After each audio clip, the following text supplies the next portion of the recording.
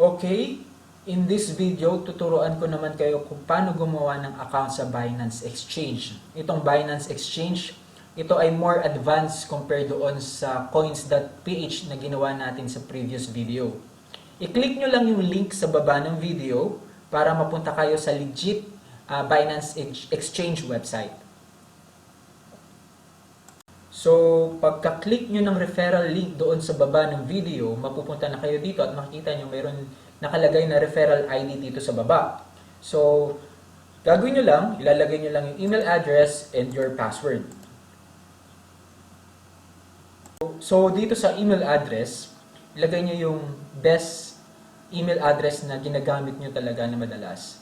Then, yung sa password, kailangan minimum of 8 characters. Tapos at least 1 uppercase and at least 1 number.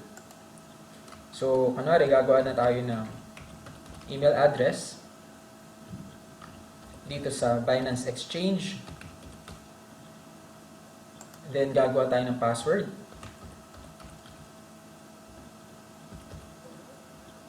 Then, kailangan nakaklik itong tick na to na I have read and agreed to the term of service.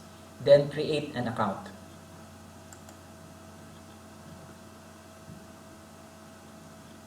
Then, select mo lang ito.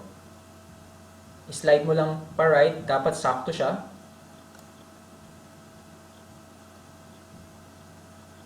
Then, mapupunta, hingan ka ng email verification code na sinend sa'yo through your Gmail or email account. So, punta ka lang dito sa email address. Then, ayun na. Nag-send na sila. So, ilagay mo lang itong code na to, 059853. 059853. Then, yun, success na nakalagay.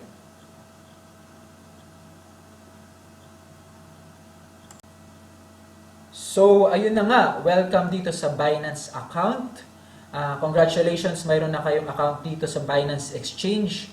Ang next step na gagawin naman natin ngayon ay isa-set up natin yung security, i-verify natin yung identity natin, at isa-set up rin natin yung anti-phishing code.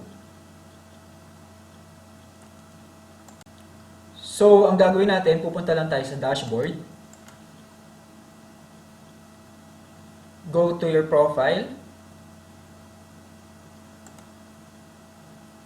And select security.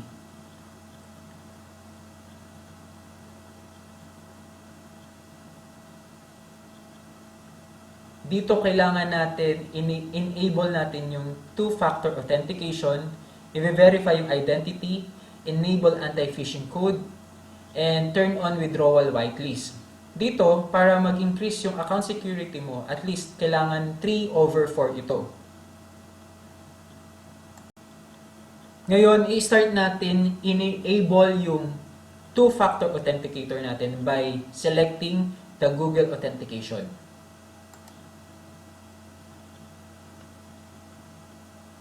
Ang step 1 nitong Google Authentication ay i-download muna and install yung Google Authenticator app. Kung ikaw ay naka-Android, use Google Play, and kung ikaw naman ay naka-iPhone, use App Store. So ito guys, naka-download na ako ng Google Authenticator. Get started. And scan mo lang yung QR code. And then, scan mo lang siya. So, ito na. 184563. Naka-connect na yung authenticator ko dito sa Binance account ko. So, please make sure na kailangan manually naka-record din ito just in case na mawala yung Google Authenticator apps mo or mawala yung phone mo. At least pwede mo siyang ma-restore ulit. So, after natin ma-scan yung QR code, i-click mo lang tong next. And then, kailangan, kopyahin mo rin itong step 3 na to, katulad nung sa step 2, para just in case mawala nga yung cellphone mo, pwede natin pa rin ma-restore yung Google Authenticator mo. Then, yun nga, please save this key on paper. This key will allow you to recover your Google Authenticator in case of phone loss. So, yun, i-copy mo lang to and then select next. Yun, enable Google Authenticator. Magsisend sila ulit ng email verification code, then Google verification code. Dito, punta ulit tayo sa email, send code,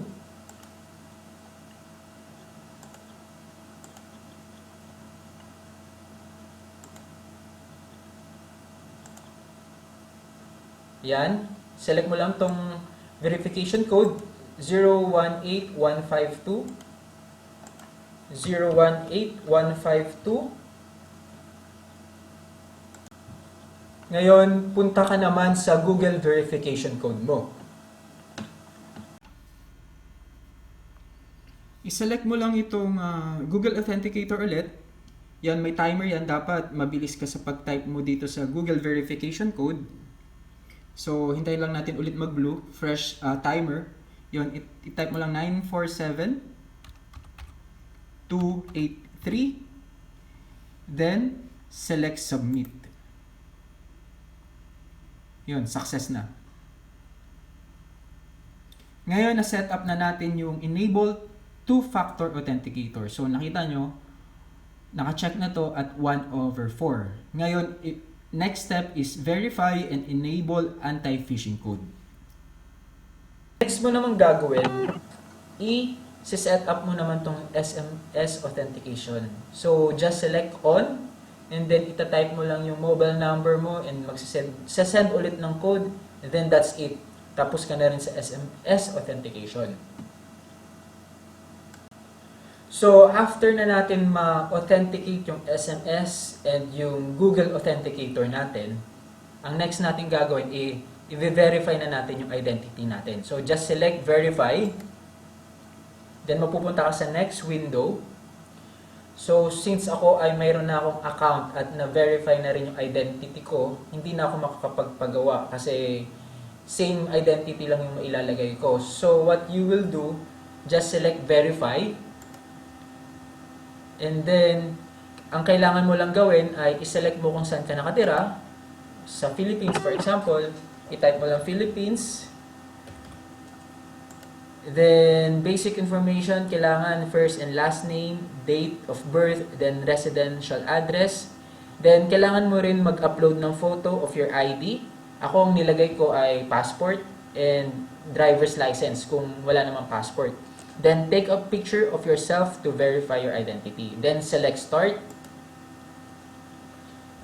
Ita-type mo lang yung first name mo, then middle name, optional, then last name, then date of birth. Dapat pareho ito sa passport mo. Then, the residential address. Postal code, kung hindi mo alam yung postal code, i-google mo lang. For example, Taguig City, what's the postal code of Taguig City? Ganon. Then submit and continue. So, itong account na ginawa ko ay for tutorial purposes. So, hindi ko na mailalagay yung identity ko dito dahil nga tawag nito ay nakapag-register na ako sa original account ko. So, after mong ma-verify na yung identity mo, pupunta ka lang ulit dito sa security. Then, wait ka lang ng maybe few minutes, 30 minutes, ma-verify na rin yung account mo. Mayroon na yung result coming from the Binance. So, makikita mo, mag-check na rin itong verify here. Tapos, next, enable mo naman yung anti-phishing code.